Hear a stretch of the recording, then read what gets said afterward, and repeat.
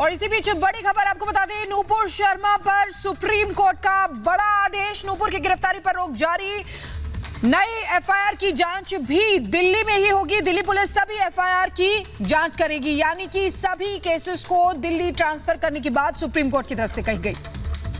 तो बड़ी जानकारी नूपुर शर्मा के मामले में हम आपसे साझा कर रहे हैं। आपको बता दें कि नूपुर शर्मा की ओर से अर्जी लगाई गई थी कि जो देश के अलग अलग राज्य में उनके खिलाफ, उनके अगेंस्ट में केसेस दर्ज हुए हैं, एफआईआर दर्ज हो गई हैं, उनको किसी एक राज्य यानी कि दिल्ली में ट्रांसफर कर दिया जाए, ये मांग की गई थी। और अब सुप्रीम कोर्ट ने उसकी अनुमति दे दी है। नूपुर शर्मा पर सुप्रीम कोर्ट का बड़ा आदेश आ गया है।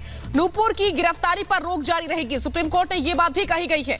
सुप्रीम कोर्ट की ओर से यह बात भी कही गई है। एक के बाद एक लेटेस्ट अपडेट सामने आ रहे हैं। अभी इस समय कोर्ट में क्या चल रहा है वो हम आपको बता रहे हैं। इससे पहले भी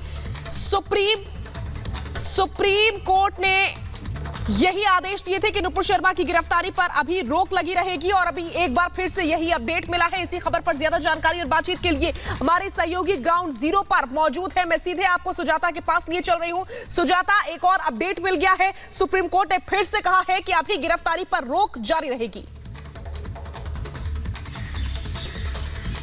बिल्कुल शाजिया, गिरफ्तारी पर रोक जारी रहेगी। न सिर्फ पुरानी एफआईआर में, जब बल्कि अगर कोई नई एफआईआर भी होती है तो उसमें भी कोई गिरफ्तारी, कोई कार्रवाई नहीं होगी। इस तरह का आदेश सुप्रीम कोर्ट ने दिया है। जाहिर तौर पर यह बहुत बड़ी राहत है नूपुर शर्मा के लिए। लगभग 2 महीने से नूपुर शर्मा परेशान है। मई से ये मामले दर्ज होने शुरू हुए और उसके बाद लगातार कई राज्यों में, अलग अलग राज्यों में मामले दर्ज होने लगे। और जब भी कभी ऐसा होता है तो फिर आप समझिए कि जो भी आरोपी होता है, भले ही बाद में वो छूट जाए, बाद में उस पर आरोप साबित ना हो, लेकिन मानसिक प्रताड़ना हो जाती है। उसको हर राज्य में जाना पड़ता है, हर राज्य की पुलिस के सामने पेश होना पड़ता है, इंटरोगेशन होता है। तो ये बहुत बड़ी समस्या हो जाती है। और खास तौर पर एक महिला होने के नाते, और जिस तरह की धमकियां बार बार मिल रही थी नूपुर शर्मा को, इसीलिए उन्होंने अपील की थी, दरख्वास्त की थी कोर्ट से कि वो मामलों के में पेशी तो करेंगी, लेकिन कम से कम इतनी राहत उन्हें दे दी जाए कि सभी मामले एक जगह दिल्ली में शिफ्ट कर दिया जाए, क्योंकि वो दिल्ली में रहती है। और हमारे सहयोगी अखिलेश कोर्ट रूम में ही मौजूद थे। जो कुछ हुआ है अखिलेश, आज कोर्ट में इसकी सुनवाई हुई।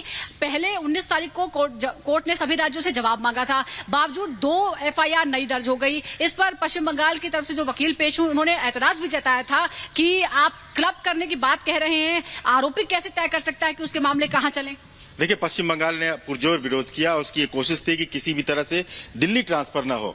और यहां पर यह बताया गया कि जो 2 एफआईआर है, सुप्रीम कोर्ट के रोक के बावजूद उसके बाद भी 2 एफआईआर दर्ज हो गई।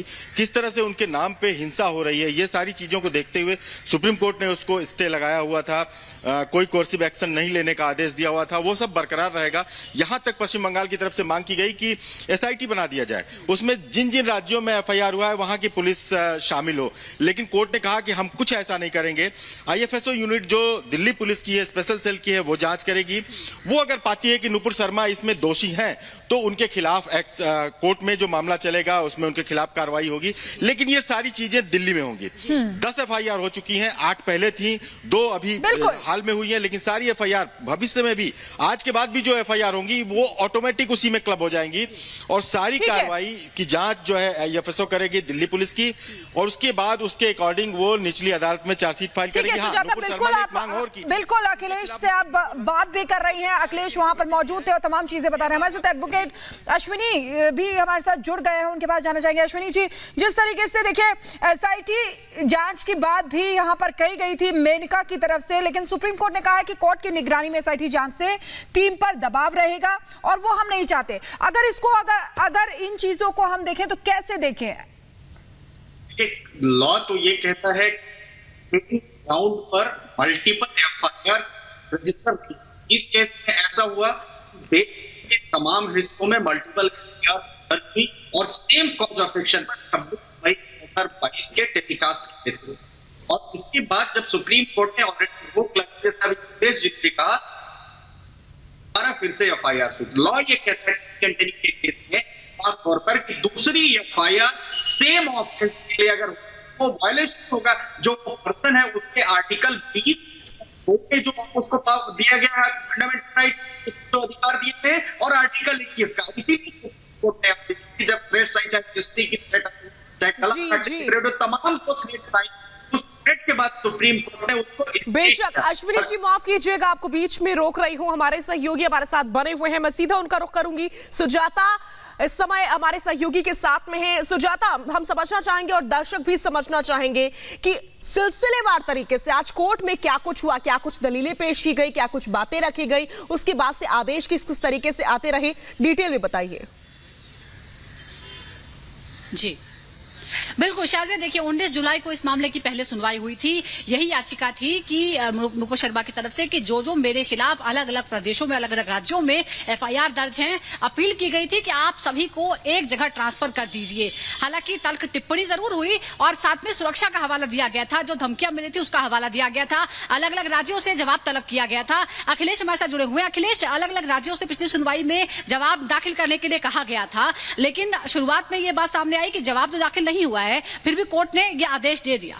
कोर्ट ने ये पूछा था कि क्यों ना हम इस पूरे जितने एफआईआर हैं उनको दिल्ली ट्रांसफर कर दिया जाए। केंद्र की तरफ से और यूनियन टेरिटरी दिल्ली की तरफ से सॉलिसिटर जनरल मौजूद थे। पश्चिम बंगाल ने जवाब दाखिल किया था, उसने पुरजोर विरोध किया, लेकिन कोर्ट ने ये एक लाइन का सवाल था कि क्यों ना ट्रांसफर कर दिया जाए। बाकी जिसने भी जवाब नहीं दिया उसका ये मतलब होता है कि उसको इस पर कुछ कहना नहीं था। कोर्ट ने देखा कि मामला बहुत गंभीर है, खतरा है, जान का खतरा है। किस तरह से आपने देखा महाराष्ट्र से लेकर के उदयपुर से लेकर किस तरह की घटनाएं हो रही हैं सिर्फ डीपी लगाने पर। कोर्ट ने इसको संज्ञान में भी लिया था और ये साफ तौर पे कहा, उस समय भी इंडिकेट किया था कि हम दिल्ली क्यों ना ट्रांसफर कर दें, यही एक सवाल था। और आज जबकि पश्चिम बंगाल की सरकार की तरफ से जो मेनका गुरुस्वामी थी, उन्होंने कहा कि अभी मामले को सुप्रीम कोर्ट में पेंडिंग रखा जाए, हो सकता है कुछ आगे हो जाए। सुप्रीम कोर्ट ने कहा कुछ नहीं, बस दिल्ली ट्रांसफर करेंगे, दिल्ली पुलिस को सौंपेंगे। दिल्ली पुलिस को सौंपने के बाद कहा कि अगर किसी को प्रॉब्लम हो तो वो सुप्रीम कोर्ट आ सकता है, लेकिन सुप्रीम कोर्ट में जो फैसला लेना था आज ले लिया, मामले को खत्म कर दिया। अब सारा दारोमदार दिल्ली पुलिस के आईएफएसओ यूनिट पर। इस दौरान हाईकोर्ट और जुबैर के केस का भी जिक्र आया था। आपने देखा होगा जुबैर के केस का हवाला दिया गया कि जुबैर के केस में भी कहा गया था कि जो भी अब इनके खिलाफ आज के बाद एफआईआर होगी वो भी क्लब हो जाएगी और इनकी एक एफआईआर पे सुनवाई होगी, वो भी दिल्ली पुलिस करेगी। तो ये सारी चीजें जो है सेम उसी ग्राउंड पे इनको भी राहत मिली है, क्योंकि कानून तो एक ही है, उसी आधार पे दोनों को सेम जमानत मिली। उसका हवाला दिया गया कि जस्टिस चंद्रचूड़ की बेंच ने इस तरह का फैसला दिया था, इस कोर्ट ने भी सेम उसी तरह का फैसला दिया है। और इसमें चूंकि खतरा ज्यादा है, महिला है, दिल्ली में एफआईआर दर्ज हुई है और जिस तरह से इनके खिलाफ देश भर में लोग हत्याएं करने लगे हैं, उसको लेकर के कोर्ट ने पहले भी कहा था कि हम दिल्ली में ट्रांसफर करेंगे और दिल्ली में इशारा भी कर दिया था, आज ट्रांसफर भी कर दिया। तमाम विरोध के बावजूद, पश्चिम बंगाल के तमाम विरोध के बावजूद कोर्ट ने कहा साफ तौर पर कि हम इस मामले को यही खत्म करते हैं सुप्रीम कोर्ट में। अब आज से मामला खत्म हो गया। सुप्रीम कोर्ट को दो चीज देखनी थी, पहली ये देखनी थी कि क्या ट्रांसफर कर सकते हैं या मामले को इनके खिलाफ एफआईआर को रद्द किया जा सकता है। सुप्रीम कोर्ट ने रद्द नहीं किया, मामले को ट्रांसफर दिल्ली को कर दिया। दिल्ली पुलिस अब पूरे मामले की जांच करेगी, उसके बाद चार्जशीट फाइल करेगी और नुपुर शर्मा को यह राहत दी है कि अगर आप चाहती हैं कि आपके खिलाफ ये दर्ज एफआईआर रद्द की जाए तो ये आपका अधिकार है और दिल्ली हाईकोर्ट में जाकर के आप इसकी मांग कर सकती हैं, क्योंकि अब पूरे देश में जितने मामले थे, 10 मामले अभी तक हैं, उसका ज्यूरिसडिक्शन दिल्ली हो चुका है। तो अब ये दिल्ली हाईकोर्ट से जाकर मांग करेंगी कि इनके खिलाफ मुकदमे रद्द किया जाए। अगर नहीं करती है तो सुप्रीम कोर्ट ने फिलहाल आईएफएसओ यूनिट को दिया है, वो जांच करेगी, उसके अकॉर्डिंग अगर इनको गलत पाएगी, दोषी पाएगी तो चार्जशीट फाइल करेगी, इनके खिलाफ मुकदमा चलेगा, वो भी दिल्ली में। ये अहम बातें देखिए, ठीक है, बहुत बहुत शुक्रिया सुजाता हमारे साथ जुड़ने के लिए। तो देखिए बड़ी राहत यहाँ पर सुप्रीम